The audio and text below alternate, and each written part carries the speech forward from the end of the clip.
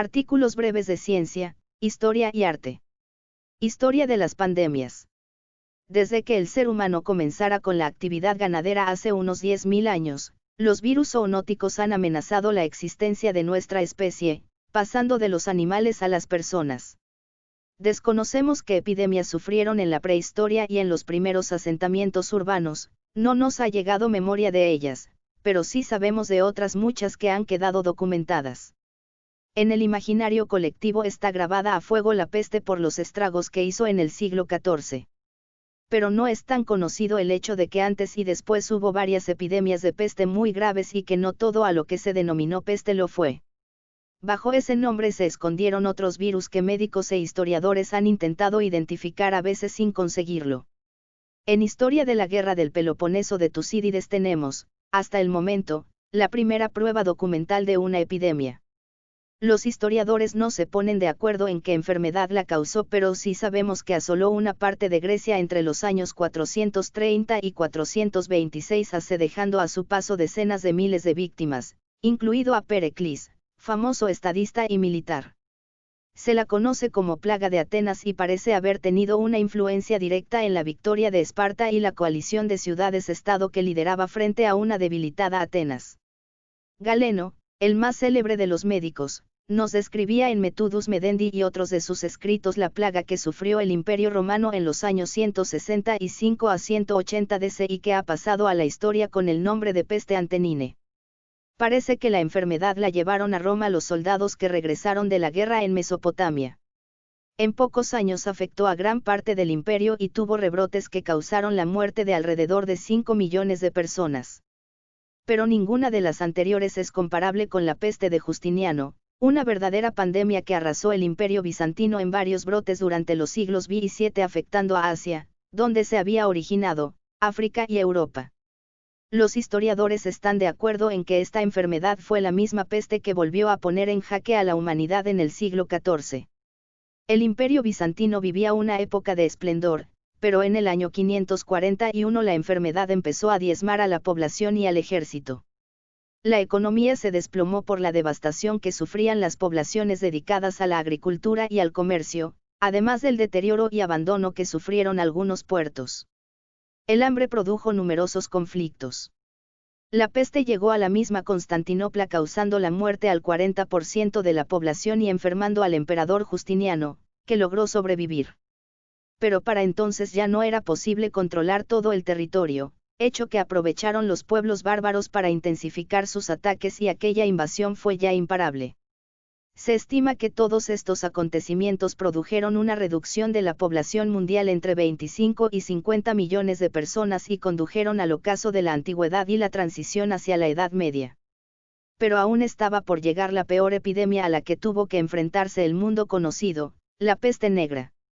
Si ya había hecho estragos siglos antes, lo siguió haciendo en varios brotes hasta el siglo XIX, siendo el más mortífero de todos el del siglo XIV, 1346-1353.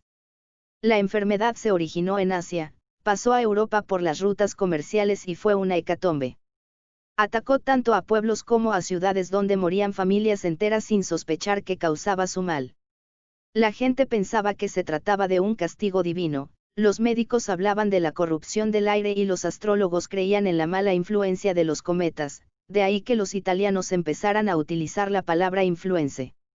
Ninguno estaba en lo cierto, pero nunca llegaron a saberlo, porque el verdadero culpable se descubrió 500 años después. Murieron 50 millones de personas solo en Europa y la enfermedad dejó su impronta en la pintura, obras de teatro, danzas y relatos. De aquella época data el Decamerón de Giovanni Boccaccio, que narra la huida de un grupo de jóvenes de Florencia hasta una villa donde se aíslan y pasan su confinamiento relatando cuentos. Las consecuencias de la peste aceleraron, según muchos historiadores, el paso de la Edad Media al Renacimiento.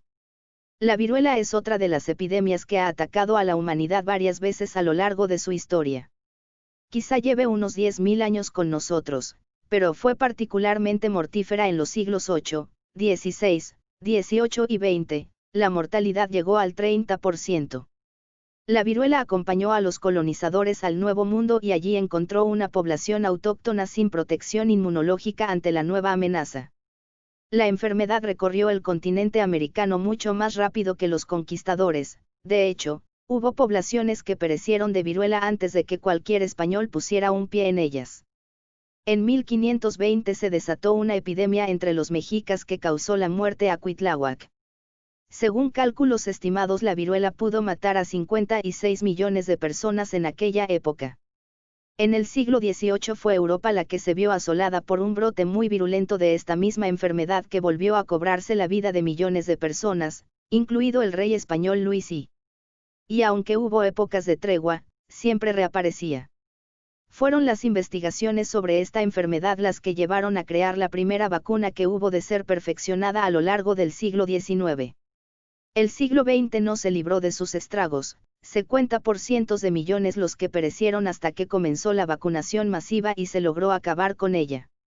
Precisamente, este 2020, se celebran 40 años de la erradicación de la viruela. Otra enfermedad que diezmó a la población mundial durante siglos fue la sífilis. La opinión más extendida es que esta enfermedad de transmisión sexual tiene su origen en América y que se expandió por el resto de continentes cuando los descubridores regresaron del Nuevo Mundo. De hecho, la primera víctima europea de la sífilis fue Martín Pinzón en 1493. Desde entonces millones de personas han sucumbido ante esta enfermedad hasta el descubrimiento de la penicilina. Desconocemos el número exacto de víctimas, pero sí que muchos intentaron ocultar, por parecerles vergonzoso, que esta fue la verdadera causa de la muerte de un familiar.